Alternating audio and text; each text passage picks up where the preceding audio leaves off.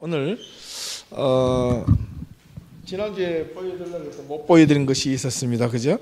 이 지옥에 내려가시고에 대한 여러 가지 이해를 여러분들한테 좀 보여드리고 싶은데 지난주 거를 간단하게 하고 이제 오늘 성령이 된 이야기를 간단하게 하겠습니다. 사도신경에 보면 이 지옥에 내려가시고라는 단어가 여기에 영문판에는 있다 그랬죠, 그죠? 이제 니케아 콘스탄티노플 신조와 독일의 판에도 옛날에 있었는데 나중에 번역이 새롭게 되면서 요 구절을 뺐습니다. 그리고 한글판에도 빼져 있는데 왜 빼졌느냐라는 것은 우리가 지난 시간에 조금 같이 역사적으로 공부를 했던 것 같아요. 그리고 사도신경의 모체인 이 지옥에 내려가시고라는 이 단어에 대해서 이 지옥이란 말이 과연 성경에서 말하는 지옥이란 단어가 우리가 생각하는 천국과 지옥 물론 있겠죠, 그죠? 앞으로 우리가 정말 그러나 분명히 알아야 될 것은 성경에서는 어떻게 원래 이야기하고 있었는가, 성경에서 말하는 지옥의 개념은 뭔가, 이걸 우리가 먼저 이해할 필요가 있어요. 개인의 경험도 좋고 다 좋지만은 저도 개인적으로는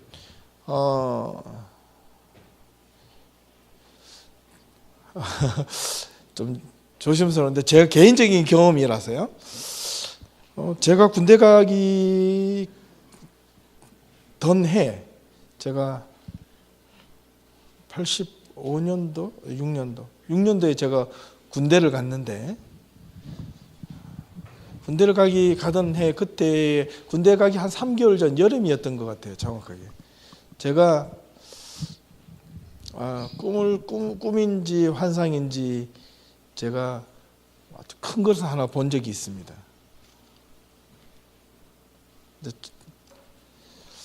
이제 그게 제가 신앙의 간증거리로 참 많이 하고 싶은데 한두 번 이야기 옛날 개인적으로 한 사람이 있을지 모르겠지만은 제가 공식적으로는 그렇게 많이 이야기해 본 적이 없어요. 예. 그 모습이 저한테는 지금도 생생합니다.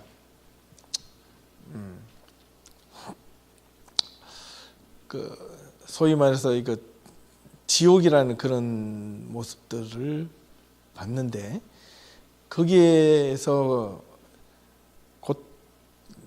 고통당하고 헐벗고 막 괴로워하고 있는 모습들이 저한테는 너무너무 끔찍했던 그런 어떤 신앙의 경험이 있습니다. 분명히 있고요. 그럼에도 불구하고 제가 왜 자꾸 이런 쪽으로 가느냐, 소위 말해서 영적으로 다 열심히 기도하고 해야 되지만은 그거나 이거나 별 다를 바가 없다라는 것을 저는 이제 깨달은 거예요. 또 몰랐을 때는 그렇게 기도했는데 또 다른 한편을 좀 더 넓은 세계를 더 깊은 곳을 들어가 보니까 이것이었구나 라는 것을 알게 된 거죠. 그래서 여러분들한테 그냥 우리가 이때까지 살아오면서 사도신경도 그냥 외울 줄만 알았지, 교회에서 하라니까 하는 줄 알았지, 이것이 신앙 고백이다라고만 알았지 왜 사도신경이 처음부터 유래가 됐는가는 제대로 배우지를 못했다는 겁니다. 그래서 한 번쯤 배워보자는 거죠. 예. 배우는 것이 자기 신앙에 유익이 되고 도움이 될 수만 있다면 그 자체가 얼마나 큰 보화가 되고 귀중한 자산이 되겠습니까? 예. 다음에 기회가 되면 그 사도신경 외에 주기도문도 하나하나 한번 해봤으면 좋겠어요.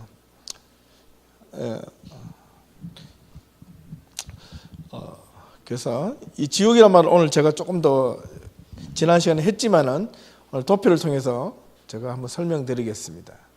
예. 우리말 사도신경에서 지옥으로 내려가시고 빠진 이유는 가톨릭 사도신경의 근거 중에 하나가 베드로 3장 19절 지난주 이야기했죠, 그죠? 옥에 있는 영들에게 복음을 전하러 가셨다. 그런데 그 옥에 있는 영들이 다른 게 아니고 누구라 그랬죠? 지난 시간에? 누구에게 그 전하러 갔다 그랬어요? 믿지 않는 모든 사람들이 아니라 그랬어요. 베드로가 3장 20절에 누구에게 딱 그들이 누구에게 복음을 전하러 갔다 했죠? 노아의 때에 믿지 않는 자들에게 그 사람을 위해서 전화를 갔다는 거예요. 그렇다면 우리가 좀 잘 생각을 하셔야 됩니다. 그죠? 그 한 구절만 떼서 이야기하면 이게 좀 위험하다는 거죠. 이단들이요, 사이비들이 좋아하는 것들이 뭐냐면 성경을 자기가 좋아하는 구절만 다 가지고 따다닥 맞춰가지고 마침을 딱 찍으면요 기가 막혀요. 혹합니다. 훅합니다. 그냥 한눈에 보면 확 빠져버립니다. 예. 그런데 그렇지 않고 우리는 성경을 읽을 때 좀 어렵게 말하면 통전적으로 전체를 볼 수 있어요. 전체의 눈을 보고. 마태복음이면 마태를 기록한 이 마태 기자가 어떤 사람이었고 어떤 관점에서 어떻게 왜 마태복음의 내용이 누가복음과 마가복음에 서술되어 있는 내용과 이 배열 방식과 이런 내용들이 다른가, 이걸 알아야 되는 거죠. 제가요 지금 그래서 지금 2개월째 작심하고 지금 글을 쓰고 있는 게 있어요. 책을 하나 만들려고 지금 자료 모으고 서서히 지금 쓰고 있는데, 제목이 영어로 보면 How to read the Bible, 성경을 바르게 읽는 방법. 그래서 이걸 좀 여러 권의 책을, 영어 책이나 한글 책을 보니까 이게 꼭 필요하겠더라고요. 대부분 성경을 어떻게 읽을 것인가, 그냥 큐티하는 수준이에요. 본문을 놓고 묵상하고 기도하고 거기서 깨달으시는 말씀을 얻어라. 맞는데요, 그렇게 하면 자칫 잘못하면 이 본문이 원래 이야기하고자 하는 내용과 전혀 다른 방향으로 흘러갈 가능성이 있습니다. 왜냐하면 내 생각에 따라서 그 본문이 왔다 갔다 하기 때문에. 근데 그거는 사실은 제일 나중에 해야 될 부분이고, 그 앞전에 우리가 선제적으로 공부해야 될 것, 읽어야 될 것, 성경을 어떻게 읽어야 될 것인지를 잘 이해해야 됩니다. 예를 들면 노아, 그러면 노아가 누군지를 모르잖아요. 그럼 노아가 언제 살았고 왜 하나님부터 부르심을 받았는지에 대해서 우리가 한번 이해를 해보자. 이것부터 간다는 겁니다. 마찬가지로 우리가 단순히 지옥이라만 생각하지 말고, 이 성경에서는 지옥이라는 개념을 왜 또 사도신경에서 빼게 되었고 다시 첨부가 되었다면 이것이 왜 어떤 이유에서 지옥이 생기게 되었는가. 그러면 오늘날 우리가 생각하는 지옥과 성경에서 말하는 또는 히브리어와 헬라어에서 신약과 구약에서 말하는 그 지옥에 대한 이해는 어떻게 하고 있는가, 이걸 한번 보자는 거죠. 그죠? 이게 신앙입니다. 이게 믿음이에요. 여러분, 그래서 믿음을 올바르게 갖는 방법들이 이런 걸 바르게 성경에 있는 것을 먼저 근거를 가지고 바르게 깨달으면 그게 여러분 신앙의 토대가 되는 겁니다. 베이스가 되는 겁니다. 개신교는요, 이 연옥선을 거부하기 때문에 이 지옥으로 내려가시고 이런 것을 거부했다면, 그렇다면 이 개신교는 뭐냐면 이 지옥이라는 개념을 다르게 해석을 원래 했다라는 거예요. 그 다음에 종교개혁가 켈빈이라는 분이 있는데, 이 16세기 사람인데요, 우리가 잘 알죠. 칼빈. 이 칼빈은 우리 개신교 종교개혁의 거대 양대 산맥이 크게는 세 사람이 있어요. 고대에. 첫 번째는 루터, 두 번째는 존 칼빈, 세 번째는 존 낙스. 이렇게 크게 세 사람이 있는데 이게 전부 다 이 개신교 종교 개혁가입니다. 그런데 그 중에 시대적으로 봤을 때는 루터가 먼저고 그 다음에 켈빈이고 그 다음에 낙스입니다. 이 세 사람이 있는데 그 외에 많은 분들이 있는데, 그 다음 그 이후에 1600년대 이후에 넘어가면 중간에 누가 나왔냐면 존 웨슬레 1700년대부터 요한 웨슬레가 나옵니다. 그래서 감리교가 형성이 되고요. 예. 그럼 한참 뒤로 나오기 때문에 빼고, 켈빈은 이 구절을 부분적으로 수용을 하였지만은 한국교회도 이것을 어떻게 수용을 했느냐면 수용을 거부했답니다. 부분적으로. 그래서 한국교회도 켈빈의 이론을 따르는 거예요. 그래서 뺀 것 중에 하나도 거기 있고, 독일 교회에서도 1970년대에 사도신경을 현대어로 개정하면서 그 전까지는 있었는데 이후부터 그것을 삭제를 했습니다. 이거는 이제 지난주 했기 때문에 넘어가고, 그 다음에 예수님이 이 지옥이라는 개념, 죽음이라는 것과 지옥은 연관을 짓게 되는데 어떻게 이 죽음과 지옥을 이해했을까? 예수님은 죽음이라는 것 자체가 허무하고 공허가 있고, 지옥이라는 그 블랙홀과 같은 그런 무의미한 것이다. nothingness, 의미가 없다. 아무런 의미가 없는 거예요. nothing. 아무것도 없어요. 예수님은 권위자로서 살고 죽은 것이 아니라 모든 그가 가졌던 권위와 하나님의 아들로서의 자격과 권위를 포기하시고 그리고 죽으셨고 지옥에 참여라는 거예요. 지옥에 참여하셨다는 말은 엄격히 말하면 죽음에 참여했다는 뜻입니다. 그래서 결코 실패자가 아닙니다. 왜냐하면 죽음에서 다시 승리하셨기 때문에 그렇습니다. 자, 그러면 예수님께서 죽으셔서 3일 동안 오게 있는 영들에게 전하셨는데, 그러면 예수님께서 죽은 사람을 몇 명 살리셨죠? 대표적인 케이스가 누굽니까? 나사로도 이 마르다와 마리아가 예수님이 나사로를 찾아갔을 때 나사로가 죽은 지 며칠 되었더라? 사흘이나 되었더라. 그러면 나사로는 죽었어요. 육체는 죽었는데 나사로는 쉽게 말하면 영혼은 어디가 있었겠어요? 그럼 나사로가 되살아나서 저 지옥 갔다 왔습니다 이런 소리 안 하더라고요. 보니까 천국 갔다 와서 이런 소리를 안 하더라는 거예요. 그죠? 성경에 보면 아브라함과 나사로, 또 부자 나사로에 대한 이야기가 성경에 나옵니다. 이건 어떻게 해석을 해요? 얼마 전 누군가 저한테 그런 질문을 했어요. 그거는요, 예수님께서 분명히 봐서 그 비유로 말씀하시되 이렇게 나와요. 비유라는 겁니다. 비유. 그러니까 비유를 팩트로 이야기하면 우리에게 큰 문제가 있는 거죠. 인간의 최종적인 두려움이 죽음에까지 참여하시는 예수님의 인간적인 삶은 새로운 구원자로서를 위한 하나님의 길을 걸어가신 거예요. 그러니까 우리가 정말 놀랍습니다. 이거 왜 이리 됐나? 이 스월이라는 이제 지옥이라는 성경의 어원을 한번 찾아보는데, 이 구약의 히브리에서는 지옥이라는 개념이 스월, 이 스월이 모든 죽은 자들이 거해 있는 겁니다. 신자와 불신자들이 함께 죽어 있는 곳을 가지고 스월이라고 이야기합니다. 구약에서는.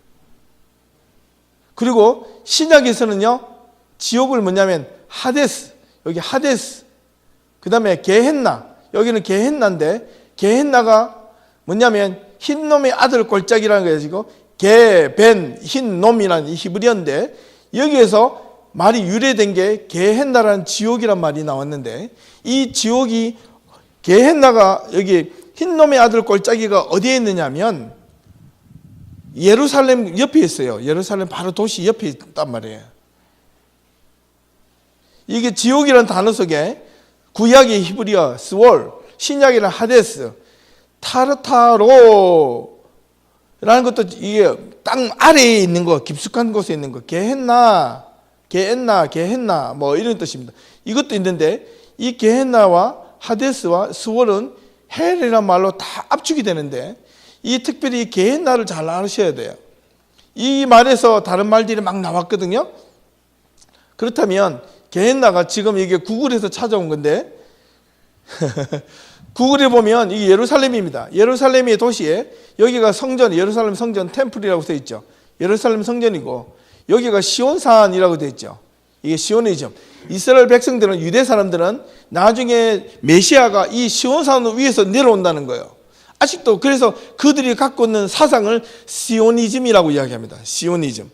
그리고 여러분들 주변에 그 시나고게, 유대인들 가는 시나고게 주체에 보면 The Mount of Sion 이란 말을 많이 씁니다. 왜냐하면 거기에 메시아가 온다고 봤거든요. 지금도 그 메시아를 기다린단 말이에요. 그래서 거기에 시온산이 주인데 여기서 조금만 내려가면 이렇게 밸리가 있는데, 계곡이 있는데, 이 계곡이 아주 가파른 계곡입니다. 이 가파른 계곡에서 이 길 이름이 게이, 벤, 흰놈이라는데, 게라는 뜻이 뭐냐면 이 스트릿이라는 단어입니다. 원래 게라는 게 스트릿이 아니고 벨리입니다. 벨리, 골짜기라는 뜻이에요. 골짜기, 벤, 아들, 흰놈의 아들 골짜기라는 뜻입니다. 이 골짜기 아들이라는 뜻인데, 이게 예레미야 7장에 보면 뭐냐면 하나님이 이 흰놈의 골짜기 도배 사당을 지어놓고 저기에다가 옛날 이스라엘 사람들이 하나님을 섬기면서 이 예루살렘 성전에 이스라엘 백성들이 하나님의 성전에 들어가서 하나님을 섬기면서 똑같이 이 흰놈의 아들 골짜기에 와가지고 무슨 짓을 했느냐면 거기서 이방신을 섬겼어요. 특별히 바알과 아세라는 이 동네 근처에 이 길바닥에 이런 데 푸른 나무 밑에는 아세라가 섬겼고, 산 꼭대기에는 누가 있어요? 바알이 있어요. 바알을 섬기고, 또 이 밑에는 이 벨리 깊숙한 곳에는 누구냐면 여러분 잘 아는 모압과 암몬이라는 신이 있죠. 그들이 섬기는 신의 이름이 몰렉인데, 이 몰렉은 뭐냐면 이 큰 동상에다가 구멍이 빵 뚫혀 놓고, 지금 이게 다 그 현장인데요. 제가 위에서 한번 보여드린 것, 안 보여줘. 이게 없구나. 옛날에 제가 몰렉 동상 한번 보여주신 적 있죠. 보여드린 적 있죠. 그죠? 몰렉 동상이 이렇게 사람이 손으로 이렇게 받쳐놓고요. 이런 형태로 앉아 있습니다. 크게. 그런데 이 동상인데 여기다가 뒤에나 앞에 이 안이 쇠로 만들어지는데 이 안이 다 비어 있어요. 주물로 만들어져 있어요. 주물로 만들어져 있는데 이 안에 뻥 비어 있는데 이 안에다가 들어가서 불을 크게 뗍니다. 엄청나게 뜨겁게 불을 떼면 이 청동이 어떻게 됐어요? 쇠가 어떻게 됐어요? 빨갛게 달아오르겠죠. 달아오르는데 그 위에다가 어린 아이들을 산채로 여기다가 제물로 바치는 겁니다. 이게 저기 흰놈의 골짜기에서 하는 거예요. 수백 명, 수천 명 어린 아이들이 거기서 죽습니다. 누가 그랬냐면 모압과 암몬 사람들이 그런 것이 아니라 이스라엘 사람들이 또 그랬다 하는 거예요. 이게 어마어마하게 아이들, 살아있는 아이들 올리면 어떻게 되겠습니까? 소리 지르겠죠. 손가락에 바늘 가시만 찍혀도 아파서 웅엉 우는데, 이 어린아이가 이 고통을 잠재우기 위해서 이 옆에는요 큰 북들을 갖다 놓고 북을 칩니다. 부모의 절규 소리와 아이의 절규, 아프다는 소리를 다 감추기 위해서 그 제사를 저기에서 드렸거든요. 그러니까 저기 자체가 얼마입니까? 어디냐면 성경에 보니까 하나님께서 예레미야를 통해서 흰놈의 아들 골짜기를 하지 말고 무슨 골짜기라고 하나? 죽음의 골짜기라고 부르라, 이렇게 불렀다는 겁니다. 그래서 저기서 나온 말이 게헨나예요. 그러니까 그 자체가 죽음입니다. 죽는 장소예요. 죽음의 장소예요. 그게 구약의 흰놈의 아들 골짜기에서 나온 것이 게헨나란 말이 신약에서 나온 겁니다. 지옥이란 말이. 그게 또 다른 히브리 헬라어로 말하면 하데스, 죽은 자들이 묻혀 있는 곳, 헬라어로 그런 뜻입니다.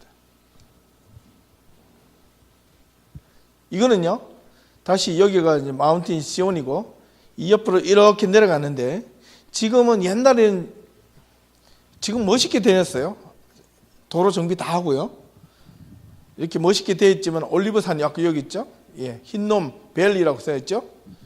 그 다음에 위에서 내려다본 건데 이 옆에 이쪽 길입니다. 이 벨리에서 이렇게 지나가는 거. 근데 이 옆에 이런 길에다가요 사당이 있고요. 지금도 어느 정도의 약간 일부의 흔적이 있는데 거기에 신전 같은 게 돌 파가지고 신전을 했고 어린아이들을 묻어놓은 그 장소들이 엄청나게 많이 있습니다. 지금도. 그걸 지금 고고학적으로 발굴을 해낸다는 거예요. 이스라엘에 가면 땅을 파기만 하면 전부 다 고고학적 자료가 되는 겁니다. 다음에 더 벨리 오브 흰놈, 이렇게 올라가는 이 길이에요. 이 길. 근데 이 옆에 이쪽 길은 아직도 안 뜯어놓고 지금 이런 길은 도로로 정비를 다 해놨답니다. 나중에 여러분 집에 가서 구글 쳐가지고요, 더 벨리 오브 흰놈이라고 예루살렘 이렇게 한번 해보세요. 딱 구글로 나와요. 예, 기가 막히게 만들어놨어요. 이런 길인데요, 이게 옛날 이런 식으로 만들어졌습니다. 옛날에 60년대 이전이에요. 이렇게 들어가 이런 데서 땅의 벽을 이렇게 바위를 파가지고 여기다가 신전에서 흰놈의 아들 골짜기 이렇게 옛날에 이런 길이었답니다. 그래서 여기다가 어린아이들 산재로 잡아가지고 그 안에다가 동상 같은 거 만들어 놓고 거기다 아이들을 집어서 죽이는 거예요. 어린아이들 인신제사를 주는 거예요. 1966년대에 흰놈의 벨리 예루살렘의 모습이 이렇습니다. 근데 지금은 이렇게 정비를 다 해놨다는 거예요. 이게 사실 이스라엘 성지 순례 같은 데 가면요 관광지입니다. 그냥 관광지.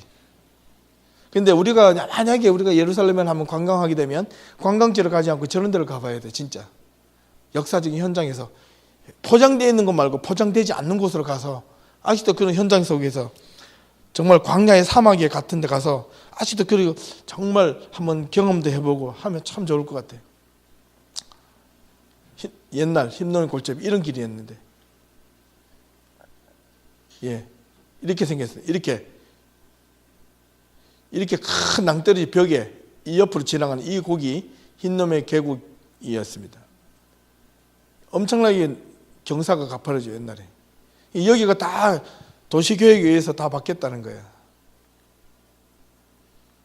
여기가 예루살렘 성전이고, 기드론 골짜기, 성경에 나와요. 기드론 골짜기, 이 흰놈의 골짜기가 이렇게 나오는 겁니다. 이 주변에.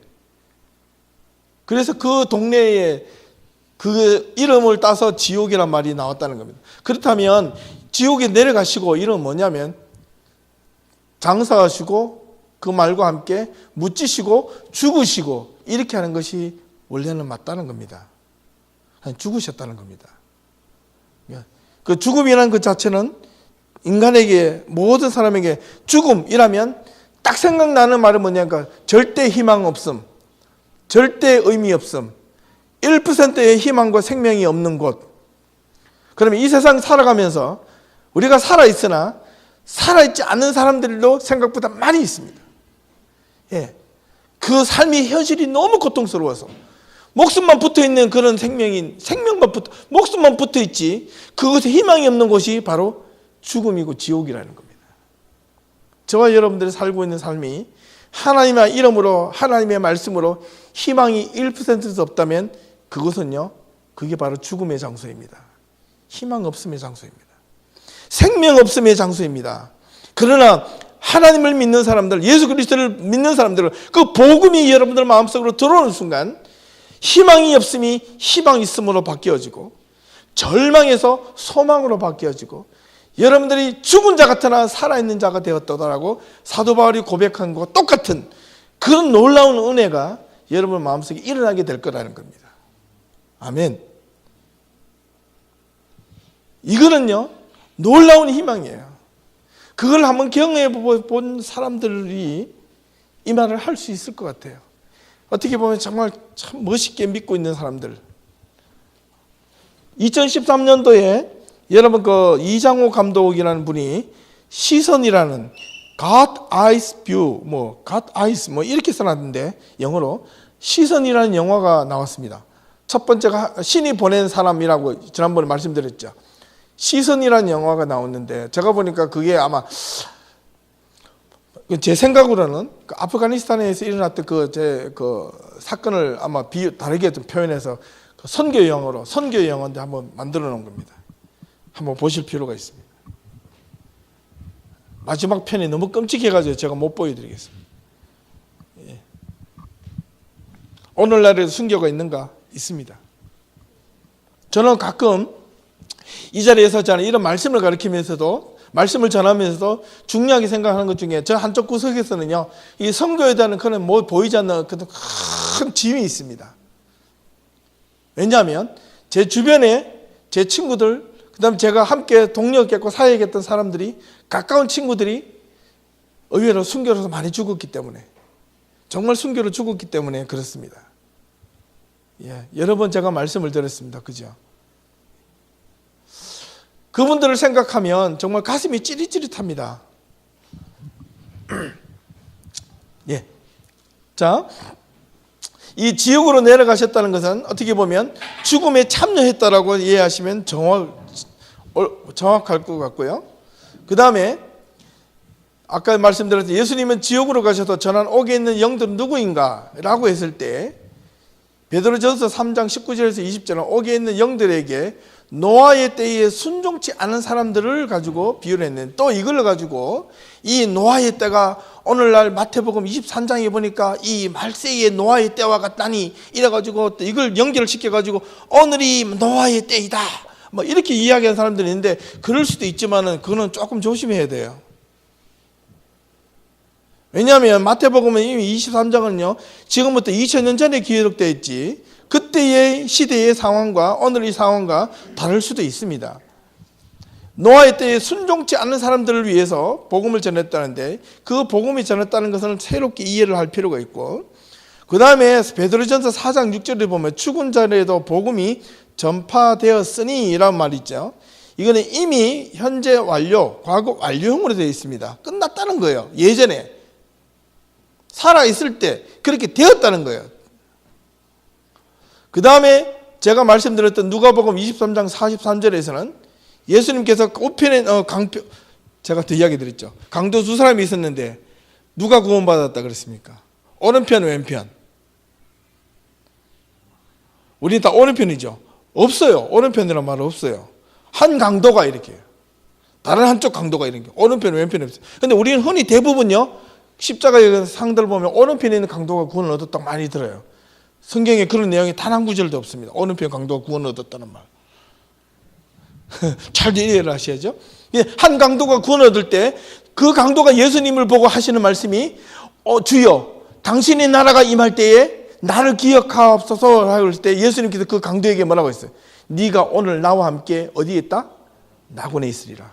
그 낙원이라는 말을 어떻게 썼느냐? 이 낙원이라는 옛날 페르시아인들로부터 인용된 용어인데 넓은 울타리를 두른 보호받은 땅. 후대 나중에 유대인들은 이게 페르시아인들은요 예수님의 탄생하기 훨씬 수백 년 전에 있었던 사람들입니다. 성경에는 바사라고 나오고 이런 사람들이 나중에 후대 유대인들은 부활할 때까지 경건한 영혼들이 거하는 처소라고 생각했어요. 거해 있는 곳. 이거는 뭐냐면 바로 이 죽음과 수월이라는 개념과 연결이 되는 겁니다. 함께 가 있는 곳. 유대인들은 죽음이라면 뭐냐면 영원한 안식처. 언제? 새로운 메시아가 올 때까지 영원한 안식처, 쉬는 곳 이렇게 표현을 해놨습니다. 그게 수월이라는 거예요. 그런데 그것이 나중에 어떻게 바뀌어졌느냐면 히브리어로 파르데스라는 말입니다. 파르데스. 이게 히브리어로. 이 말은 공원입니다. 공원, 숲인데 이게 나중에 영어로 파라다이스로 바뀐 겁니다. 이게 파라데이소스라고 낙원이란 말로 바뀌어진 겁니다. 그래서 낙원이라는 이 단어는 뭐냐면 원래는 경건한 영혼들이 부활 때까지 함께 거해 있는 곳. 근데 예수님이 3일 동안 오게 있는 영에 전했다는 그것과 오늘 네가 나와 함께 낙원에 있으리라는 말과 이게 상충이 되면 이게 문제가 생길 수가 있잖아요. 사실은 같은 말이에요. 성경을 잘 이해를 하시면. 그 다음에 장사한 지 사흘 만에 죽은 자 가운데 다시 살아나시며 이 고백이 드리는 의미는 나의 영원한 구속자께서 살아 계신다는 것을 알고 믿는 고백입니다. 지금 어디에 포커스를 만드냐면 살아나다는 여기에 포커스를 만드셔야 됩니다. 사흘 만에 죽은 자가 살아난다. 사흘이라는 것은 역사적인 시간을 의미하는 거고 인간이 살아간 역사적인 시간, 십자가의 사건은 분명히 역사의 한가운데 일어난 확실한 사건이다. 그리고 본디오 빌라도라는 역사적인 증인이 있었고 역사 속에 분명한 예수님의 죽으심과 부활은 팩트이다. 불변의 사실이다. 그 다음에 예수님은 사흘 동안 어디에 계셨는가? 오게 있는 영들에게 복음을 전하러? 이거는 아까 넌센스라고 그랬죠. 사실은. 그냥 죽음에 참여한 것. 왜? 죽음 실체는 너무 허무하고 고통도 없지만은 의미가 없어요. 희망이 전혀 없는 것이에요. 예수님께서 죽음 앞에서 절규한 것은 하나의 퍼포먼스가 아니었습니다. 예수님께서 만약 오게 있는 영들에게 복음을 전하러 간다면 예수님은 지옥에 가서도 희망을 전하러 가야 돼요. 지옥에는요 희망이 있는 곳이 아니에요. 지옥에는 절망만 있는 것이고 영원한 고통만 있는 것이 지옥이라고 한다면 예수님이 오게 있는 영들에 가가지고 복음을 전하러 가는데 나 왔지롱, 너희들 지옥에 갔지롱, 메롱, 나 또 올라갈 거거든, 3일 있다가 올라갈 거거든, 너희들은 못 올라갈 거거든. 염장 지르는 것도 아니죠. 그게 아니라는 거예요. 그러면 예수님이 오게 있는데 복음을 전했지만 그들이 위로 구원을 받을 수 있을까요? 받을 수 있다는 교리가 캐톨릭의 연옥설입니다. 아시겠어요? 그래서 잘못된 거예요.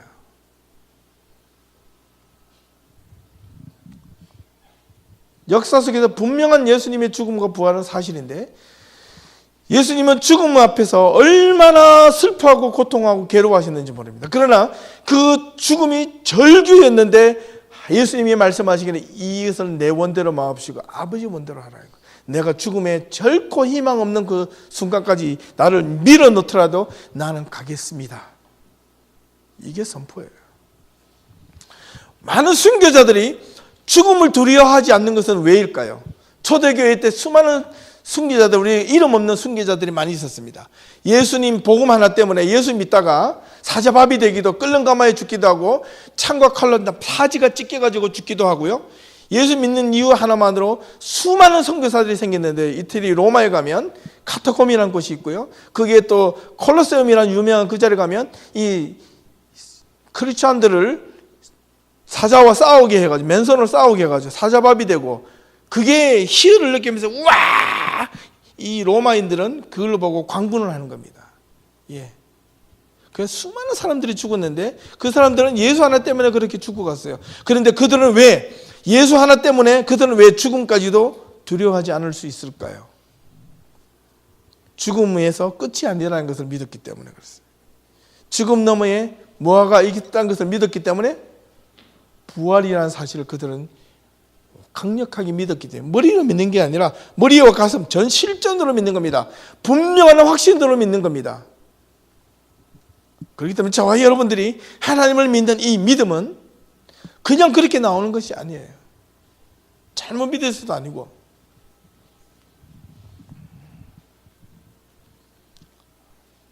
제가 독일에 있을 때, 지금 아내도 있지만요, 공부를 거의 마치고 돌아올 쯤 돼서 제가 독일에서 전임 목회를 시작하려고 청빙을 받았어요.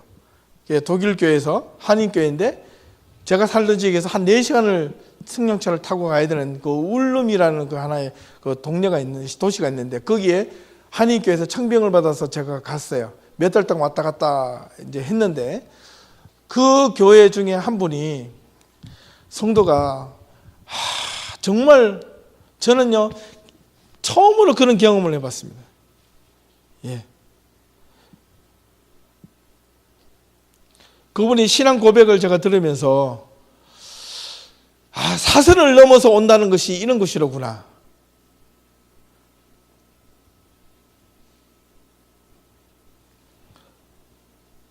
탈출을 해가지고 독일까지 오는데 목숨을 한 서너 번 걸었다는 거예요.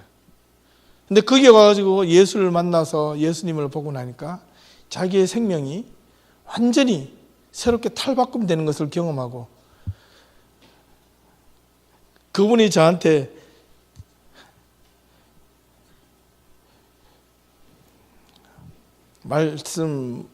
진지하게 말씀을 하셨던 것 중에 하나가 뭐냐면,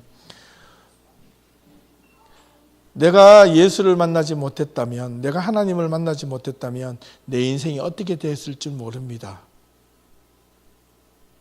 그런데요, 누구보다도 열심히 신앙생활을 잘 하시는 그분을 제가 봤는데, 그분이 북한에서 그 연변으로 넘어갔을 때 그 공안이었어, 공안. 그래서 탈북한 사람들 잡아가지고 북한으로 다시 막 보내는 사람인데, 이분이 거기 있다 보니까 새로운 시스템을 알게 된 거예요. 그래서 그분이 어떻게 됐냐면, 자기도 탈북을 해야 되겠다는 걸 알고 가족을 먼저 내어보내는데, 가족을 몇 개 나라를 거쳐서 독일로 먼저 보냈는데, 그 아이가 나중에 태어나자마자 심장병에 걸려가지고 한 3개월도 안 되는 이 아이를요, 독일에서 심장 수술을 10몇 번을 했어요. 평생 심장에 그걸 받으며 살아야 되는 이 아이인데, 거기서 하나님을 두 번째 만나고, 첫 번째 하나님을 만날 때 거기서 공항으로 있을 때 자기가 그동안에 막 탈북자를 다 잡아가지고 다시 본국으로 돌아올 때 그 공항이었기 때문에, 거기서 보니까 너무 죄책감이 많아가지고 자기가 더 이상 할 수 없어 도망을 가기로 결심해서 도망와가지고 보니까 자기가 너무너무 나쁜 짓을 많이 했더니, 그래서 저한테 울면서 막 그런 고백을 해요, 하나님 앞에서. 저한테 참 그런 정말 살아있는 어떤 그런 실존의 경험을 제가 경험하고 나서, 이야, 앞으로 할 일이 너무너무 많구나. 저는 한쪽에 선교에 대한 개념은 마음속에 크게 안고 있어요. 우리 정말 좀 제대로 된 선교를 정말 해보고 싶은 게 저의 정말 진심 어린 마음인데, 근데 복음을 바르게 알아야 됩니다. 바르게 말씀을 알고 바르게 바른 것을 가르치고 바른 것을 알고 가서 전할 수 있는 그런 어떤 메시지 힘이 있어야 된다는 거예요.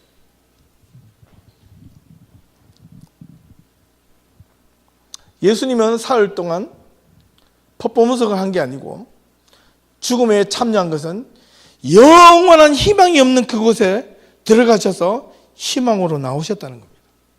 이거는 놀라운 겁니다. 그리고 고대 히브리인들이 가지고 있는 죽음의 의미는 시편 89편 48편을 보면 누가 살아서 하야 죽음을 메벳 보지 않고 경험하지 아니하고 그 영혼을 음부의 권세에서 건지리까. 이게 잘 보면요, 직역을 잘하면 이렇게입니다. 누가 숨을 쉬면서 죽음을 경험하지 아니하고 네펫이 영혼이 아니라 생명을 음부의 권세에서 건지리까. 희망 없는 곳에서 건져낼 수 있을까, 이런 뜻입니다. 아무도 할 수 없다는 겁니다. 자, 그래서 인간의 숙명적인 것에는 끝없는 저항의 상징으로 예수님이 죽음과 부활에 대한 개인의 참여를 요구하고 고린도전서 15장에 보면 부활이 어떤 것인가에 대해서 자세하게 나타나 있습니다. 우리의 삶의 자리에서 힘들고 어려운 고통에 직면하거나 견디기 힘든 상황에 놓여졌을 때 우리는 여전히 때로는 운명론이라는 것에 직면하게 됩니다. 야, 나는 이렇게 살 수밖에 없구나. 나는 이런 사람이었구나. 아, 이게 운명인가 보다. 기독교는 운명은 없습니다. 기독교는 그 어떤 것도 운명론자는 아닙니다. 기독교는 우리가 하나님의 말씀을 가지고 우리 스스로가 힘을 다해서 개척해 나가는 겁니다. 내가 결단하고 말씀으로 결단하면 앞으로 해 나가는 겁니다. 이게 기독교의 힘입니다. 부활의 현실성은 내가 때로는 자연의 신이나 점이나 자신의 운명을 바꾸어 놓기 위해서 세상의 온갖 동원 방법을 동원을 하는 유혹에서 벗어나서 부활의 현실은 모든 것 뛰어넘게 하는 진짜 힘과 용기를 가져다 주는 게 부활의 힘입니다. 이거는 말로만 이렇게 설명해서 그런데 여러분들이 정말 그 가운데서 한번 경험해 봤으면 참 좋겠습니다. 부활신앙은 운명에 대한 자기 체념을 타파하는 힘을 줍니다.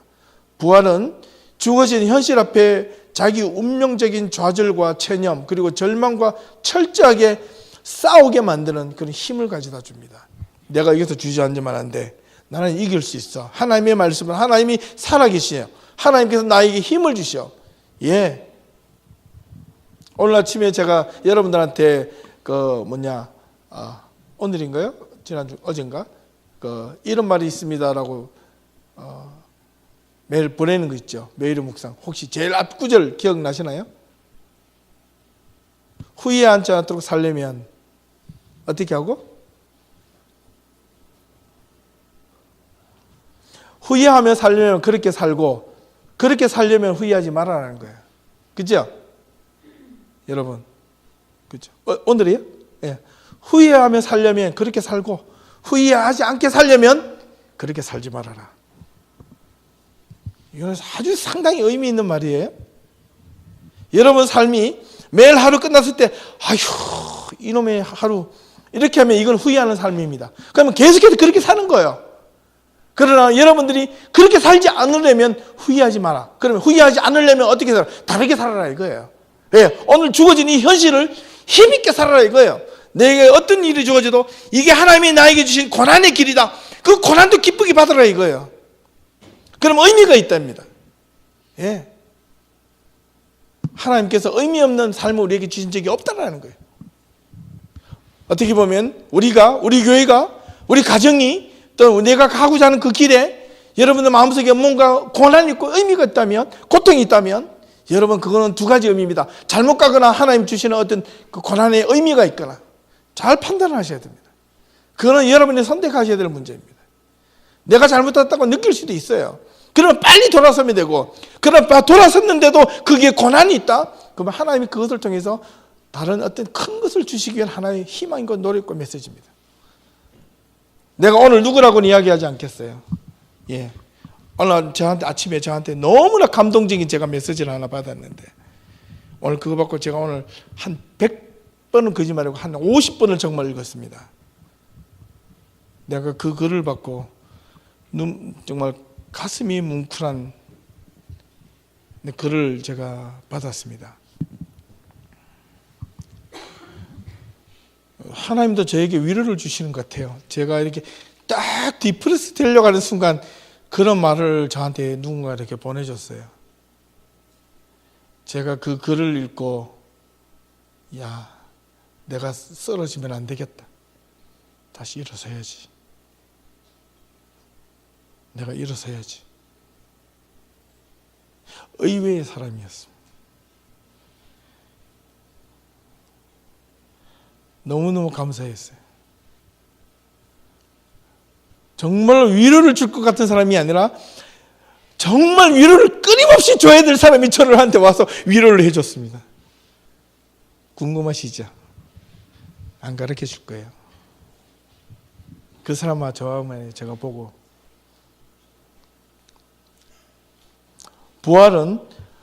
부활신앙은요, 여러분과 하나님과 개개인의 절대적인 만남이 있을 때 놀라운 은혜가 있습니다. 이걸 기억하셔야 됩니다. 이거는 넘어가고요. 이제 빨리 하겠습니다. 어렵지 않으니까. 하늘에 오르시어 전등하신 아버지 하나님 우편에 계시다가, 이 말은 하늘에 오르시고 앉아서 계시다가, 이 말은 상당히 중요한데, 오르사 앉아서 앉아 계시다가 절에서 산자와 죽은 자를 심판하러 나중에 오시리라, 이 말까지 연결이 되어야 되는데, 이 말은 바로 오르사 앉다 오시리라, 이 말은 과거, 현재, 미래를 그 속에 동시에 들어있는 내용입니다. 오르셨고 앉아 계시다가 앞으로 오실 것이다, 이겁니다. 히브리서 13장 8절에 보니까 예수 그리스도는 어제나 오늘이나 영원히 미래에도 동일하신 분이다, 이 말씀이 있고, 하나님의 일관된 구원의 방향을 말씀해 주시고 있는 내용이고요. 오르사 앉다 다시 오시겠다는 이 말씀은 과거, 현재, 미래가 언급되어 있기 때문에 교회의 현재와 미래를 고백하는 것이 아니라 예수 그리스도의 현재와 미래를 분명하게 고백하고 있다는 것을 우리는 알아야 됩니다. 이거 왜 무슨 말이냐면 교회의 현재와 미래를 고백하는 게 아닙니다. 우리가 예수 그리스도의 현재와 미래를 고백하는 거예요. 과거뿐만 아니라. 이 말은 뭐냐면 내가 올라가고 내가 안고 내가 오는 게 아니고요. 예수 그리스도께서 우리의 몸된 이 교회를 위하여 하늘을 오르셨고 거기에 계셨다가 우리를 위해서 오신다는 그 주체가 우리가 아니라 예수 그리스도라는 겁니다. 예수님이라는 겁니다. 그래서 교회 안에서, 교회라는 것은 예수님이 빠져버리면 아무것도 안 됩니다. 예수 그리스도, 그분은 구원자, 메시아, 그분은 우리에게 한없는 사랑을 주시는 분. 그 다음에 하늘에 오르시어라는 이 말에 하늘에 있는 시민권을 의미하는데, 시편 110편 1절에 보니까 여호와께서 내 주에게 말씀하시기를 내가 내 원수들의 내 발판이 되게 하시기를 너는 내 오른쪽에 앉아 있으라, 이 말을 해요. 이게 시편 기자에게 하시는 말씀인데, 그 다음에 고대 동방교회에서, 옛날 그 동방이라는 것은 지금 예루살렘의 근처에서 어느 쪽이냐면 터키는 위쪽이고요, 거기서 좀 더 오른쪽입니다. 메소포타미아, 이란, 이라크 지역을 오리엔탈이라고 이야기했습니다. 거기서부터 해가지고 터키 지방까지를 옛날을 가지고 영어로 오리엔탈입니다. 그리고 그보다 더 지나가면 오리엔탈이 아니고 아시아입니다. 아시아. 그래서 오리엔탈, 그 동방을 거기를 이야기하는데, 거기에 있는 사람들은 하나님의 신의 오른편 자리는 신의 이름으로 전권을 행사하는 자리에 대해서 예비된 자리로 인식됐습니다. 이 사상이 이렇게 팔레스타인 지방까지 내려오고 그 다음에 이집트까지 내려가 가지고 전체적인 흐름이 오른쪽이라는 개념이 생기는 순간은 뭔가 권력과 어떤 힘의 상징으로 표현했던 말이었습니다. 그래서 하나님 우편에 앉아 계시다가 있습니다. 그러면 예수님은 하나님의 좌편에 앉아 계시면 안 되나요? 뭔가 문제가 있나요? 그런 뜻이 아니라는 겁니다. 아시겠죠? 그 다음에 마지막에 절이어서 산자와 죽은 자를 심판하러 오시리라. 심판이라는 말은 마지막에 뭐냐면 요한계시록 22장 20절을 보면 아멘 주 예수의 오시옵소서 마라나타, 이게 심판하러 오시겠다는 계시록의 마지막 구절 중에 하나입니다. 1장 11절에 보면 사도행전 너희를 떠나 성천하신 이 예수는 너희가 보는 앞에서 하늘로 올라가시던 그 모양으로 다시 오실 것이다. 이렇게 성경에 분명히 사도행전 1장 11절에 있어요. 그것이 어디냐면 감람산이었습니다. 아까에서 보는 감남의 산, 시온산 옆에 감람산이 있는데 거기였습니다. 감람산에는 누가 가서 기도했죠? 예수님이 거기 가서 기도하셨어요. 십자가를 지시기 전에. 최고의 심판의 중심에는 누가 있다? 예수 그리스도가 있다. 그분이 다시 오실 것이다. 아무것도 오시는, 그분이 오신다는 겁니다. 그 다음에 구원. 심판하러 오시는 이유는 구원 때문입니다. 누구를 구원해서? 심판의 궁극적 이유는 구원입니다. 심판은 그리스도인들의 궁극적인 소망, ultimate hope입니다. 영원한 궁극적인 구원의 완성은 이때 시작이 되는 겁니다. 이때 비로소 이루어지는 겁니다. 심판과 구원의 목적은 산자와 죽은 자를 심판하는 것은 거짓된 판단과 인간의 모든 잘잘못에 대한 구분과 하나님의 영원하신 보호, 돌보심, 그게 어디냐? 하나님의 나라라는 겁니다. 이게 우리가 기독교가 믿고 있는 중요한 어떤 신앙의 핵심 중에 하나입니다. 이걸 잊어버리면 우리가 사도신경을 수백 번 입으로 고백해도 그 입의 고백이 헛것이 되고 맙니다. 그 다음에 중요한 것이 이제 이게 예수 그리스도에 대한 이야기가 그렇게 정확하게 많이 고백이 되는 겁니다. 그 다음에 이제 세 번째 하나님으로서 성령이라는 단어가 나오는데 이 성령은 구약 성경에는 루아흐라는 말로 표현이 됩니다. 즉, 다바로 이 루아흐라는 단어는 상당히 많이 성경에 사용됩니다. 성령이란 말도 하고 창세기 1장 2절에 보면 하나님이 신이 수면에 운행하시니라 이 말이나 그 신 자체가 바로 루아흐입니다. 성령입니다. 성령. 그거는 신, 호흡, 숨, 공기, 바람 자유롭게 움직이시는 분 이렇게 되어 있어요. 그런데 어떻게 성령이 우리에게 찾아오실 때 성령 받으라 이래가지고 앞에 나오는 어떤 부흥 강사가 여러분들에게 성령 받으라고 이야기할 수가 있겠습니까? 성령 받으라는 누구밖에 할 수가 없어요? 예수님밖에 할 수 없어요. 아시겠어요? 여러분, 앞에서 아무리 인간이 능력이 많은 사람, 하나님의 은혜를 듬뿍 받은 사람이라도 그 인간이 그 사람들에게 성령을 줄 수는 없단 말입니다. 성령은 하나님이 하나님한테 가시는 거예요. 하나님이 인간에게 직접 가시는 거예요. 그렇기 때문에 어떻게 인간이 성령을 불러가지고 이렇게 가라고 이렇게 밀어붙일 수가 있겠습니까? 조심하셔야 돼요. 너무너무 안타까워요. 성령은 누구의 인간의 어떤 곳에서도 성령이 얽매이는 분이 아니십니다. 어떤 누구의 어떤 인간의 능력 있는 능력자로부터 성령이 이끌림을 받아서 오는 게 아닙니다. 성경에 읽었던 요한복음에 보면 내가 곧 아버지의 이름으로 내 이름으로 보내실 성령이라고 그랬습니다. 오직 성령을 보내실 수 있는 분은 예수 그리스도 한 분밖에 없으십니다. 우리가 성령을 위해서 받기를 기도한 것은 나쁘지 않아요. 야, 성령 집회가 있단다. 가보자. 거기서 성령 집회가 있는 것은 아닙니다. 있을 수 있는데, 물론 있을 수 있어요. 충분히 개성도 있지만은, 그러나 그 앞에서 막 어떤 퍼포먼스를 이렇게 해가지고 쥐야 소리친다고 해서 그 성령이 오는 것이 아니라 내가 하나님 앞에 이름으로, 하나님의 이름으로, 예수 그리스도의 이름으로 내가 서 있는 자리, 내가 일하는 자리, 내가 섬기고 있는 교회, 내가 숨쉬고 있는 집, 내가 편히 쉬고 있는 집, 가정, 내 자녀에게 하나님의 이름으로 인하여 자녀를 위해서 축복해주고 내가 자녀를 위해서 기도해주고 내 자신을 위하여 하나님 앞에 간구하면 누구든지 성령을 받을 수 있다. 이겁니다. 그 성령은 누구인가? 우리는 이걸 아셔야 돼요.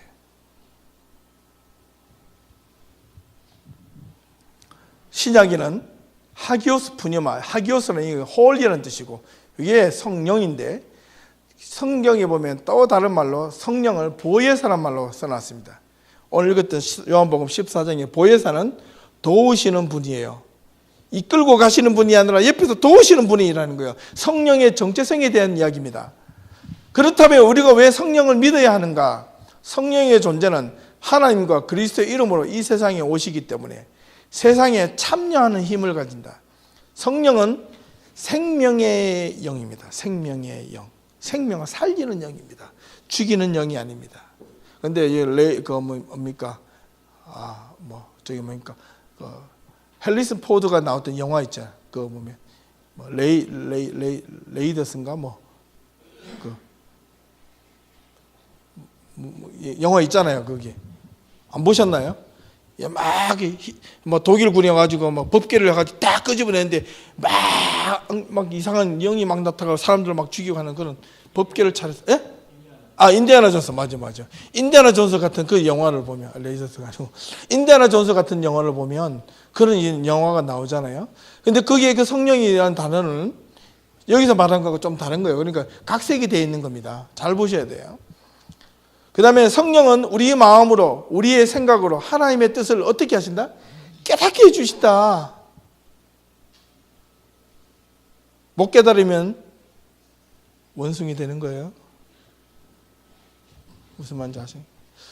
여러분 우리의 마음으로 생각으로 하나님의 뜻을 깨닫게 하시는 것이 성령께서 해주시는 겁니다. 하나님의 말씀을 아닌데 믿어지는 것, 믿게 만드는 것, 믿어야 되겠다. 이것이 깨닫고 각성되고 말씀대로 살아야지. 이거는 성령께서 우리에게 해주시는 거예요. 그 다음에 성령은 교회를 새롭게 그리고 하나 되게 하시는 것이 성령입니다.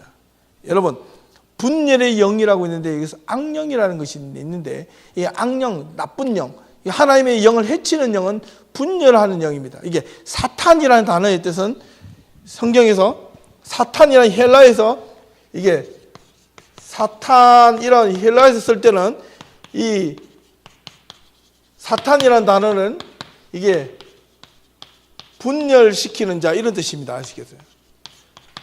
교회에서 자기의 생각대로 자기 뜻대로 안 돼간다고 사람한테 분열시키는 자가 죄송스럽지만 그런 뜻이 있다는 거예요. 교회는 하나님 이름 모인 것에는 하나가 되게 하는 영이 있어야 돼요. 한 곳으로 모이게 하는 영이어야 되는데 한 곳은 누구한테로 모이느냐? 목사한테로 아닙니다. 목사의 뜻대로 아니에요. 어디로? 하나님의 말씀으로만 집중이 되면 모두가 하나가 될 수 있어요. 말씀 앞에 우리가 함께 모여지면 우리 모두가 하나가 될 수가 있어요. 하나님의 말씀에 집중해보자는 겁니다.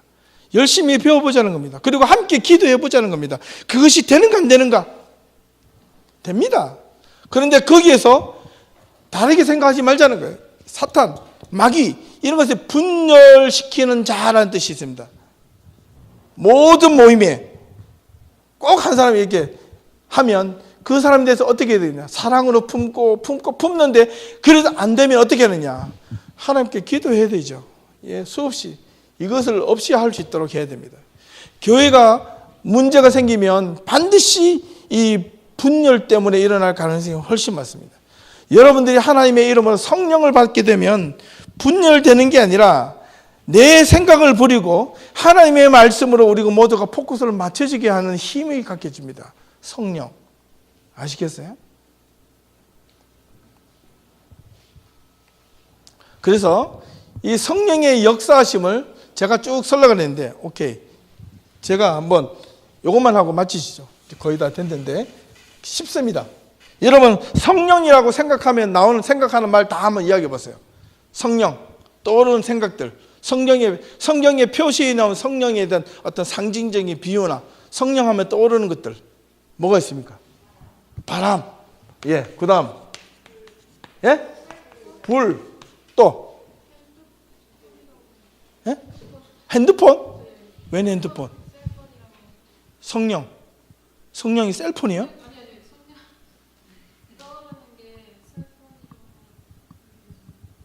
셀폰이라고 누가 셀폰이라고 했어? 한별이가 그랬어요.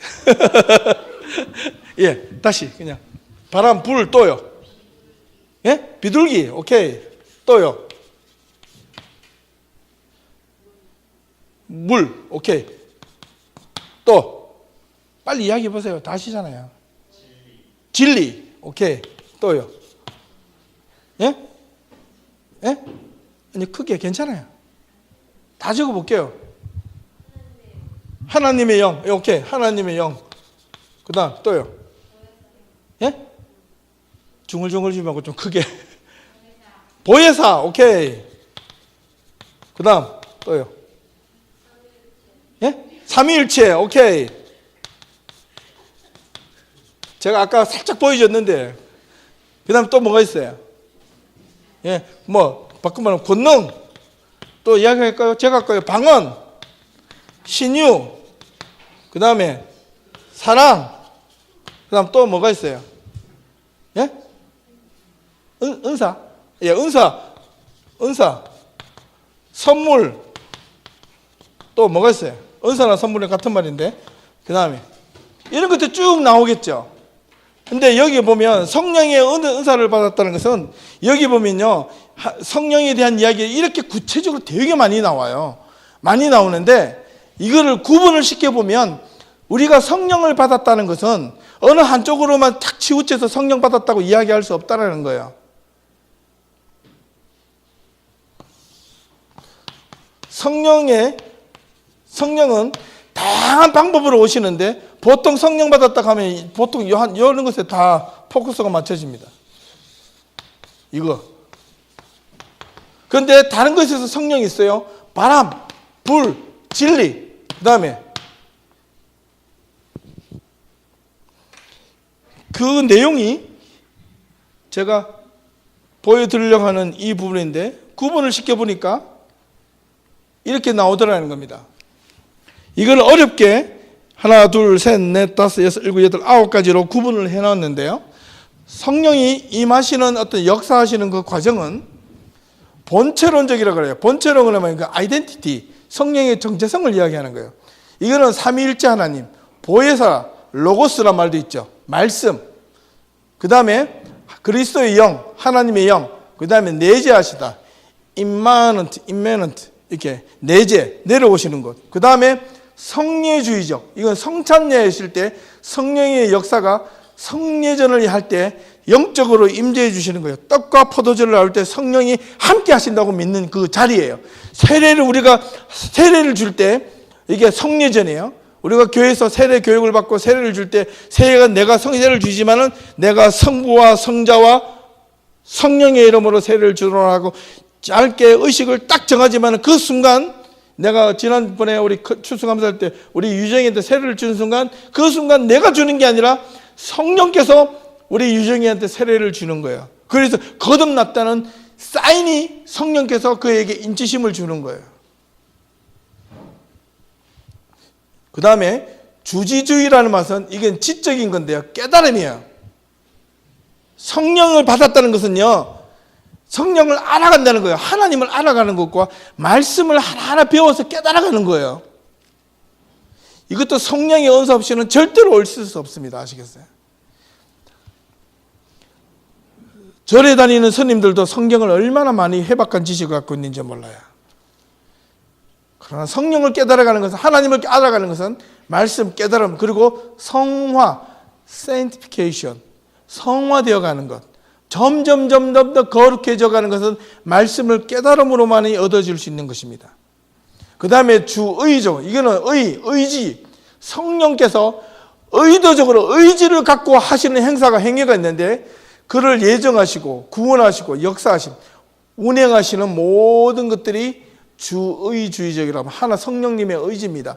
누구에게 갇혀서 끌려다니는 분이 아니라는 겁니다. 자유로우신 분, 바람 이런 것들이 바로 성령의 주의주의적 형태입니다. 그리고 감정주의적, 성령을 받으면 은혜가 있고 눈물이 있고 감동이 있고 비둘기같이 부드럽고 사랑을 느낀다는 거예요. 가슴 아파서 그들을 위해서 눈물을 흘릴 줄 아는 사람들, 성령의 은혜 없이는 단 한순간도 이루어질 수 없는 것들, 감정주의적이라는 것이 있고, 그 다음에 권능주의가 우리가 대부분 성령을 은사라고 했을 때 여기에 전부라고 이야기하는데 방언, 신유, 불 뭐 이런 것들, 뭔가 이렇게 확 슈퍼내추럴, 초자연적인 어떤 그런 현상들이 나타나는 것을 성령의 권능이라고 해서 능력을 나타내시는 단 성령의 이만큼 중에서 한 부분이랍니다. 저는 단 한 번도 이걸 무시한 적이 없어요. 아시겠어요? 그 다음에 공동체론적, 성령이 오시면 하나 되게 하고 소통이 되고 교제가 되고 나눔이 있습니다. 서로에게 교감되는 부분이 있다는 말입니다. 교감이 안 되면 둘 중에 하나가 문제가 있어요. 서로가 기도를 막 하는데 안 되는 부분이 있어요. 성령이 하나가 되지 못하게 하거나 성령이 그 길을 막은 것은 단 한순간도 없습니다. 잘 보셔야 돼요. 마지막에 종말론적, 성령의 미래인데 생명의 영. 그래서 윌겐 몰트만이라는 독일의 유명한 신학자가 생명의 영이라는 책을 펴냈습니다. 그래서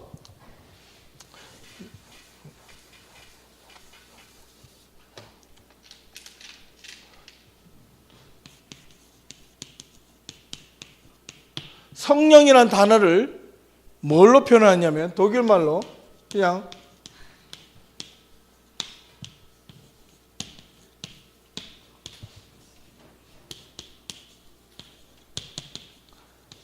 영어로 이겁니다.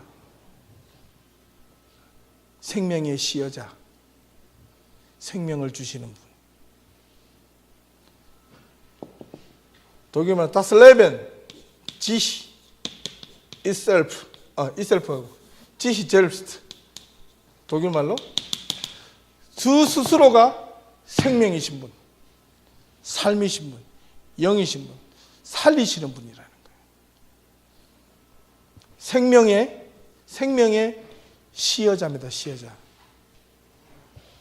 성령에 대해서 제대로 알고 나면 우리가 죽던 사람도 살아납니다. 왜요? 희망이 없으면서 희망이 있음으로 바뀌어지기 때문에 그렇습니다. 내가 몸에 병이 걸려서 죽게 되었을 때 몸은 죽지만은 나중에 다시 하나님이 그리스도의 이름으로 성령의 이름으로 다시 살아날 줄로 믿기 때문에 죽어도 죽은 것이 아니라 예수님께서 나를 믿는 자는 죽어도 살겠고 무릇 살아서 믿는 자는 영원히 죽지 아니하리라. 이거 뭐냐입니까? 생명의 시여자라는 거예요. 종말론적으로는 마지막 때에 그리스도 재림을 알리는 힘이 있습니다. 그런데 어떻게 알리느냐, 이게 중요하겠죠. 예, 성경이 있습니다. 그 때와 시기를 보라는 겁니다. 그런데 때와 시기는 너희가 근데 보긴 보되 언제 어느 때 그건 너희가 상관할 바가 아니다. 그러면 어떻게 네가 지금 살아있는 현재 삶 속에서 최선을 다하고 하나님의 이름으로 성실하게 살고 열심히 살고 건강하게 살고 하나님의 말씀대로 오늘 하루하루를 힘있게 살고 의미 없게 살지 말고 후회하도록 살지 말고 후회하지 않도록 살기 위해서 나에게 주시는 삶이 이것이 현실이 버거울지라도 귀찮고 힘들고 고통스러울지라도 하나님의 뜻이 있음을 깨닫고 그 가운데서 내가 하나님의 뜻을 발견하고 찾고 내가 살아간다면 오늘 하루가 비록 나에게는 고단스러워도 하나님 앞에 감사하는 삶이 될 거라는 겁니다. 그죠? 생각해 볼 문제 마칠게요. 우리는 날마다 성령의 인도하심을 어떻게 받고 있는가? 성령의 인도하심을 받는다는 말은 무슨 뜻인가? 한번 잘 생각해 보시기 바랍니다. 그리고 우리의 삶의 욕심과 정욕을 십자가 아래에 매일마다 못 박고 삶의 그루터기에서 삶의 터전에서 예수님의 고난의 길에 역시 동참하고 있는가? 어떻게? 무엇으로? 나는 나의 인생의 마지막 문턱인 죽음 앞에서 과연 예수님을 어떻게 받아들일 수 있는가? 그는 나와 무슨 관련이 있는가? 지금 예수님은 현재적인 삶 속에서 어떤 분이어야만 하는가? 단지 내가 살아가는 삶의 위로자? 컴포트? 그 다음에 내 삶의 고난을 도우시는 분? 죽을 때 천국 가기 위한 하나의 통로? 한번 잘 생각해 보십시오. 기도하겠습니다. 하나님,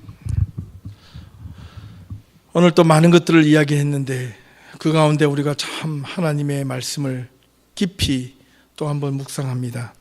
하나님은 여전히 살아계시고 우리와 함께 하시고 우리 고난과 고통 가운데 우리가 절망 가운데 우리의 슬픔 가운데도 함께 하시는 하나님이신 줄 믿습니다. 하나님, 저희들 힘들고 어려운 가운데서도 하나님을 붙잡고 하나님을 놓치지 않고 하나님을 따라 살아간다는 것은 주님이 주시는 이 말씀을 붙잡고 살아간다는 것이고, 말씀을 따라 우리가 주님 주시는 그 힘을 가지고 성령께서 우리와 함께 하심을 믿고 오늘 하루의 삶을, 내일 하루의 삶을, 또는 우리의 이 한 해의 삶을, 또는 우리 인생의 평생의 삶을 하나님의 말씀대로 하나님의 뜻 가운데 살아가는 저희들 될 수 있도록 도와주시옵소서. 하나님, 저희들에게 생명을 주시는 하나님이신 줄 믿습니다. 절망과 좌절 가운데서도 포기하지 않고 주님께서 주시는 그 힘을 가지고 오늘도 날마다 힘있게 살아갈 수 있는 저희 예단 모든 성도들이 될 수 있도록 인도하여 주시옵소서. 예수님의 이름으로 기도하옵나이다. 아멘.